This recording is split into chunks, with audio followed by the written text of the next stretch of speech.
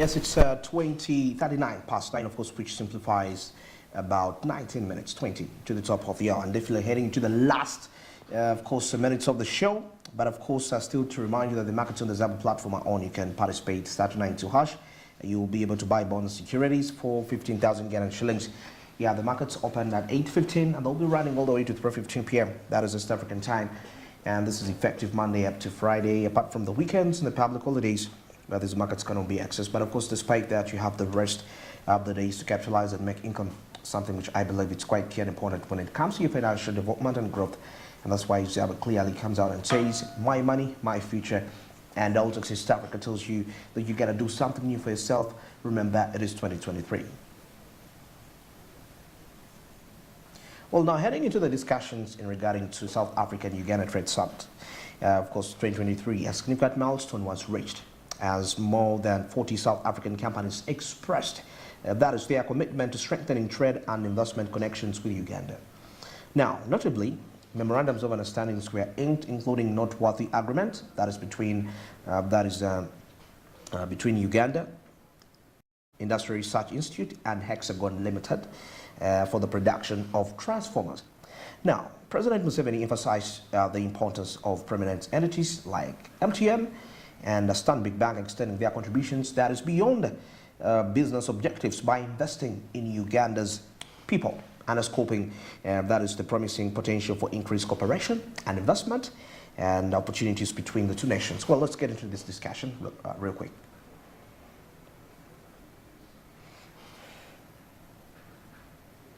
Bank of Uganda's data highlights a dynamic trade history, with Uganda-South Africa trade surging from $76 million in 1999 to $334 million in 2019, after which experienced a temporary setback at $148.8 million in 2022 due to the pandemic. However, South Africa is now focused on increasing investments like intra-regional trade, urbanization, and financing infrastructure to strengthen these trade ties. The second area, President, that I thought came through very strongly is the need to strengthen intra-regional and continental trade. Again here, Honorable President, this in part is the function of tariffs, but mainly it is the function of also cost of doing business across borders. That is why we welcome the commitment to the African Continental Free Trade Area. There are studies that show that the estimated cost of intra-regional trade in East Asia. The PSFU board chairman notes that over 70 South African companies have injected in $2.4 billion into Uganda's economy. He encourages the 40 companies present to leverage these investments in timber, forestry, agro-machinery, and gold refining opportunities. Exporting timber to Uganda, they're now committed in actually setting up timber production here. So they're going to set up a nursery, which they'll grow into forests, and those forests are for supply into the electricity poles and other timber products. We have a company called YNF who are doing milk processing in South Africa, and they are interested in coming into this economy, so we're facilitating them, and alongside UIA, we'll be getting them here. We also have a very interesting company that PSFU is particularly interested in, called Zans, who produce small agro-machinery. This small agro-machinery allows people to make briquettes, to make all sorts of different agricultural products. So that's very exciting for us. And again, the same company, LL Coal, is also looking and talking with the government of Uganda about setting up a gold refinery in Uganda. So these are just some of the commitments we have. I'm glad that in such a short space of time, we've only had 2 days, but it's been a very productive 2 days.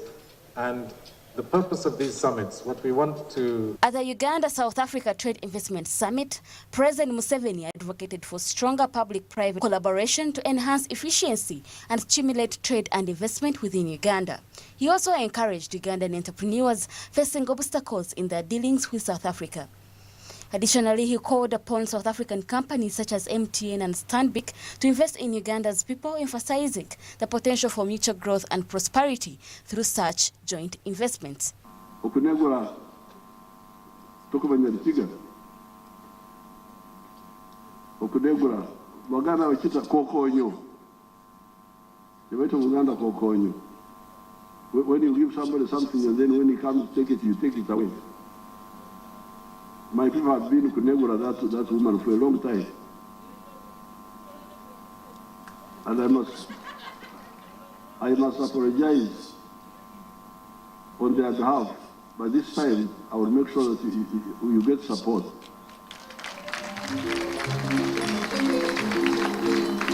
And I heard that Tugume and his group also, the support is not what.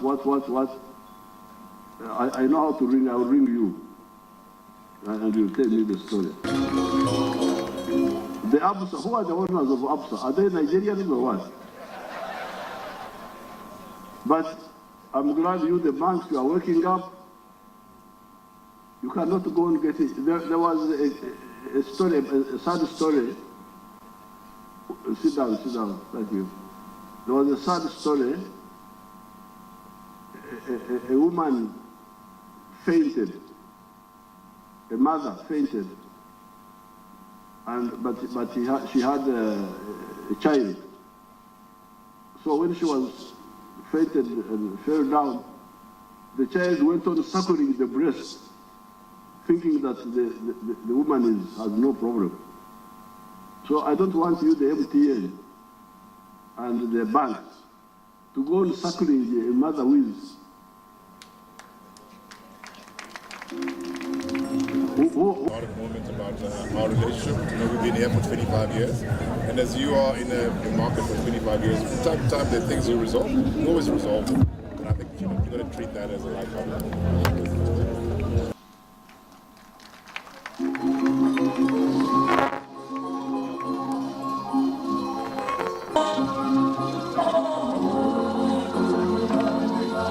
Thank you very much.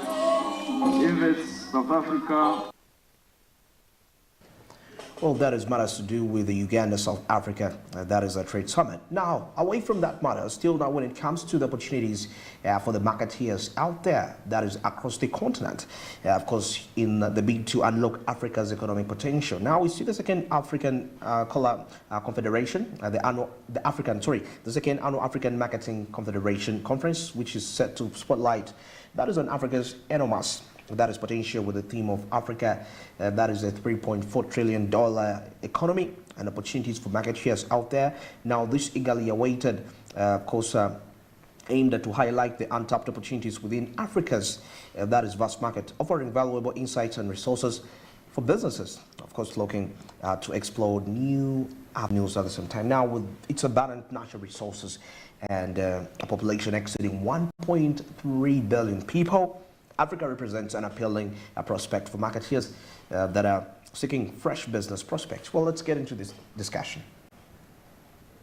So media is really not a problem as a marketer. However, many times we get into deception because we consume our own inventory, because we're not spending money, and we lie to ourselves that we are actually driving value. And that is because probably what it is that we're doing, we're actually not measuring. And I think previous speakers have spoken about the need for marketers to embrace data. Performance marketing is an inevitable thing that all of us have to embrace, whether you're in the media or whether you're in a client. We have to demonstrate value in everything that we do. I was sharing with you earlier that we found a way to tie influencer marketing to returns. Our business is tied to subscriptions. And when we run this campaign, we want to give trackable links to these influencers that we are working with, so that on the back end, as they give us their good impressions, as they give us their good reach and engagement, on the back end, we can be able to tie that to actual results. The traditional sense and traditional thinking and traditional way of thinking in marketing comes in handy. It's not because we are stuck in the past, but building brands is about knowing what our brand stands for. And it's about knowing what our brand is about. I cannot have a family-oriented brand that associates myself with a party type of influencer. We need to find influencers, whether micro-influencers or big celebrities, that have the same associations with our brands. Definitely things can go wrong. We've seen them go wrong in the past.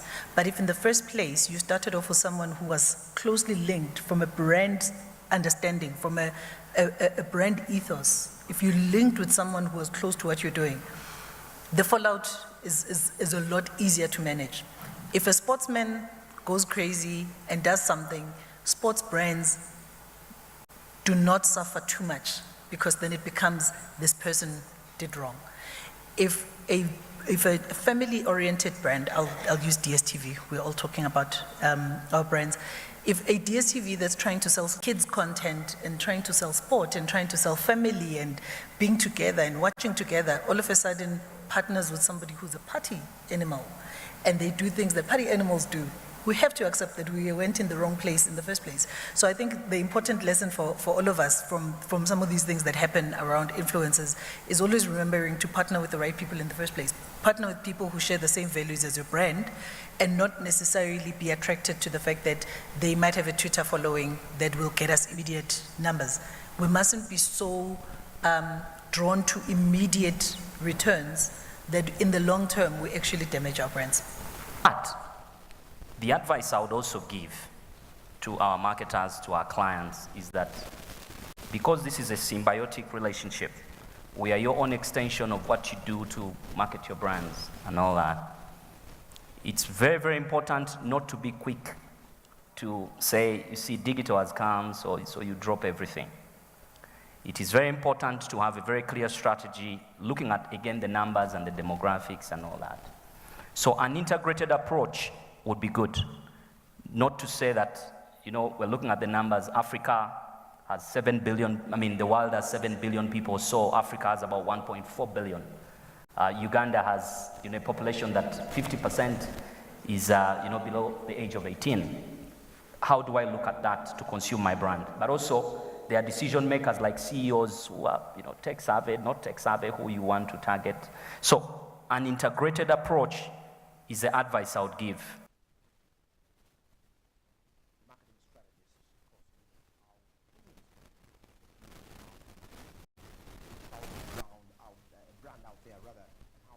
You, of course, associate yourself with the right partners.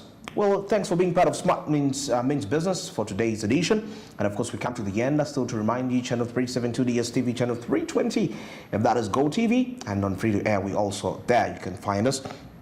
And on our social media handles at Smart24TV on Twitter, Smart24TV Official, that's on Facebook. And Smart24 TV Live, that's on YouTube. Here, you'll be able to stream us at any part of the country you'll be at. And you can also stream us at our application, that is the Smart Digital application. You go to your Google Play Store, you download it, you can still stream Smart24 TV there.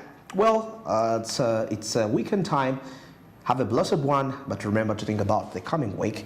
We shall link up again on Monday. Good morning.